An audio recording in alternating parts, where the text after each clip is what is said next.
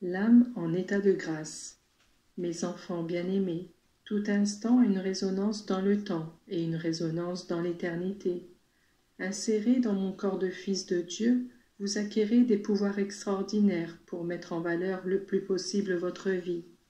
La grâce suffit à vous communiquer ce souffle vital qui, comme il a donné vie à la création, peut vous rendre participant de l'œuvre de la création.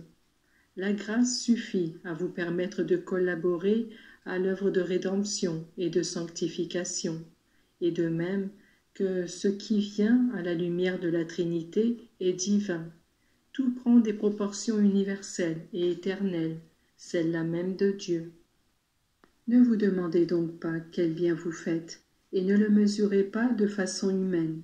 Quand vous voulez savoir si vos œuvres ont de la valeur et sont appréciées, demandez-vous si vous êtes dans la grâce de Dieu et si vous vivez avec lui en intention et en désir. C'est là un mystère d'amour et aussi une vérité que tous les hommes devraient connaître et apprécier. La vie de l'homme vaut en fonction du niveau de grâce qu'elle possède et pour lequel elle recevra une gloire éternelle. La prédestination est l'appel à vivre ce don de Dieu qui est librement donné sans mérite de la part de l'homme.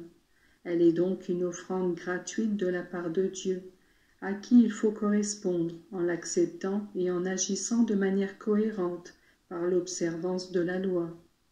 Le peuple juif choisi pour me donner naissance ne fut pas toujours fidèle à son appel, et depuis lors, les appels continuent au fil des siècles. Je désire trouver des cœurs qui m'accueillent et qui m'aiment, mais souvent on m'oppose un refus, comme je vous l'ai raconté dans la parabole du riche seigneur qui voulut préparer un festin de noces. Les invités trouvèrent 1000 excuses pour décliner l'invitation.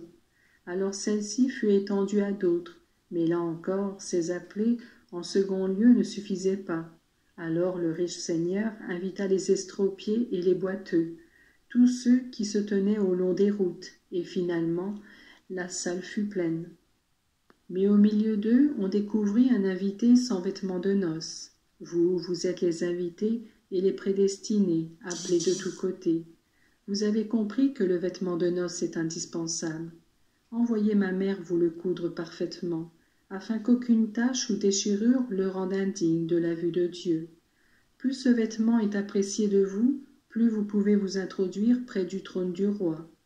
Mes enfants, regardez les merveilleuses œuvres de Dieu répandues sur la terre, mais sachez qu'aucune n'est si grande et si précieuse que l'âme en état de grâce, puisque la toute-puissance et la splendeur de Dieu la revêtent et que Dieu agit en elle.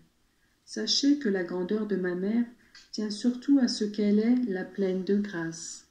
Que l'amour de Dieu vous donne des ailes pour prier et pour agir, afin que votre vie soit comme une mine inépuisable d'or très pur.